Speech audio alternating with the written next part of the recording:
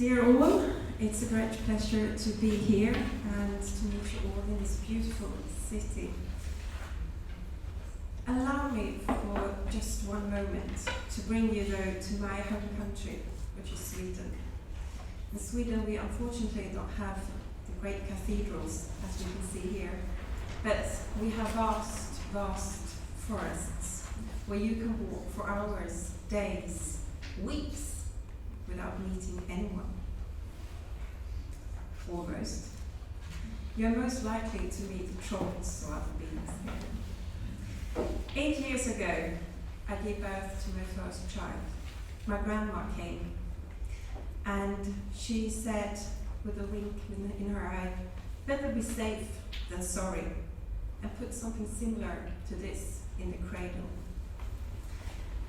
I knew exactly what she was doing. I understood it because I had heard the stories so many times about babies being taken by the trolls as changelings. And of course, my newborn needed a protection for that. This is a museum object that I have seen being registered as jewelry. This is actually an amulet made of silver that you wear to protect yourself in case you meet the trolls or other beings. There are plenty of these stories, but I want to tell them to you because I know you're dying for coffee now. But anyway, the history of museums often belongs to the tangible part of our cultural heritage.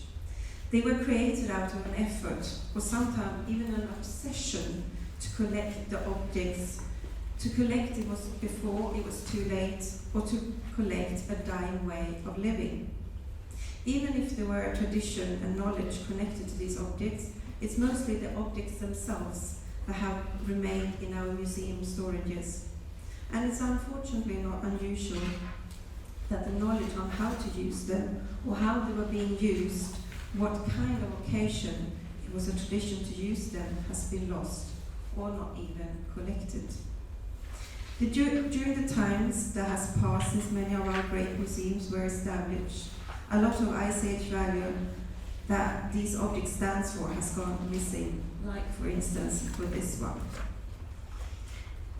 But without any information on what they protect you for, or the handicraft skills that you need to make them, you just see one part of the story of an object. Very often, tangible and intangible, of course, goes together. There are just two sides of the same coin.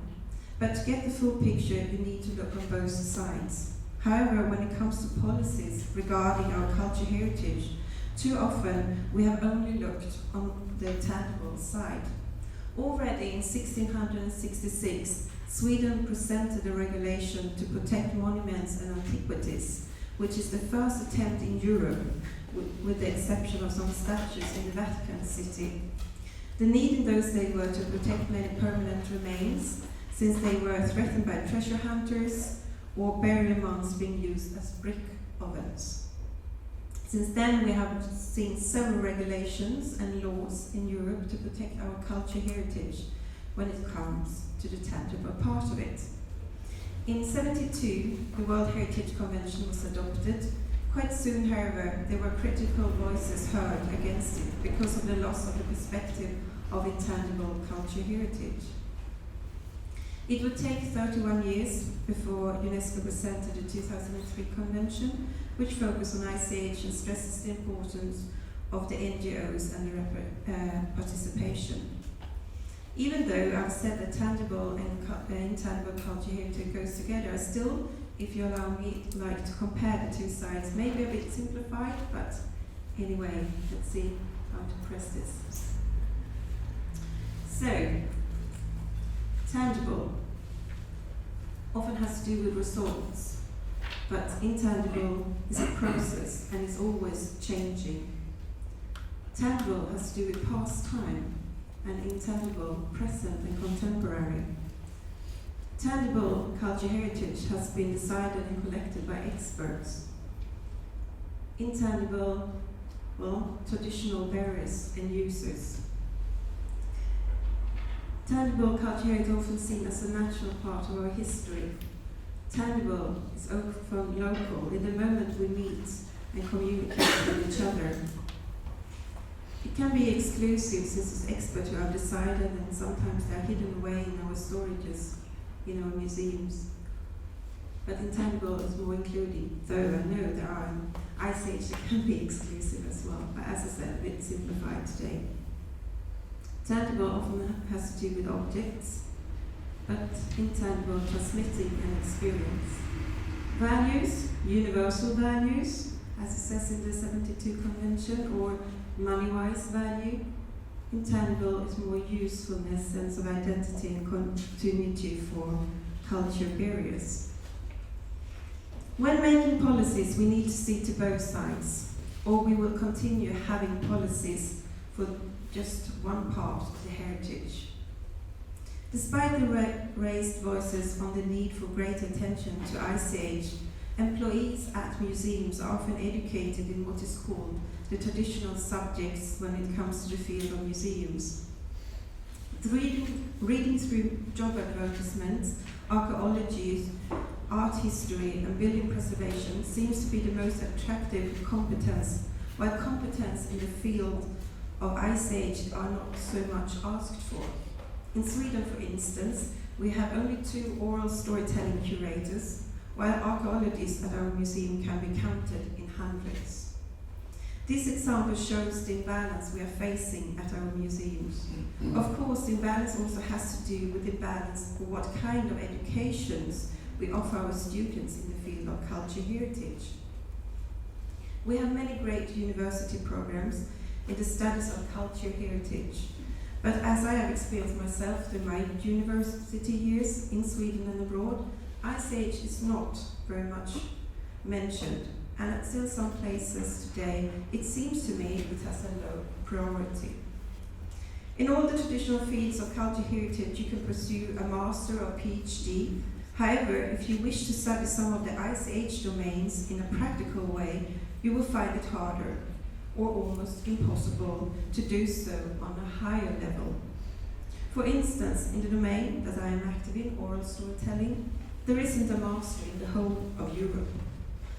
Of course, you can study it in a theoretical way as a folklorist, although this means that you are studying about it, not learning the art or the craftsmanship of it.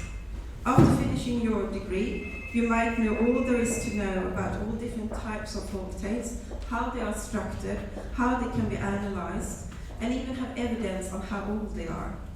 This doesn't mean, however, that you are able to tell a single story. My point is that in order for Ice Age to remain a living tradition, and in order for Ice Age to be understood as on a high level, that we need education not just in a theoretical way, but also they need to be learned as craft. Today, museums are facing new challenges. We are still collecting objects, but on the agenda is also the question of the society of today. Nowadays, more and more museums understand the importance of not being bound to the museum buildings, but to be out working, outreaching in civil society and communities.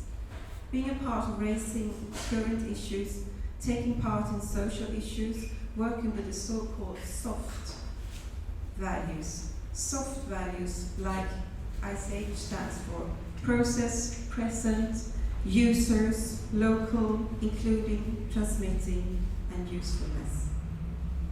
All those values are of great importance for the 2003 Convention and for policies for the modern museum.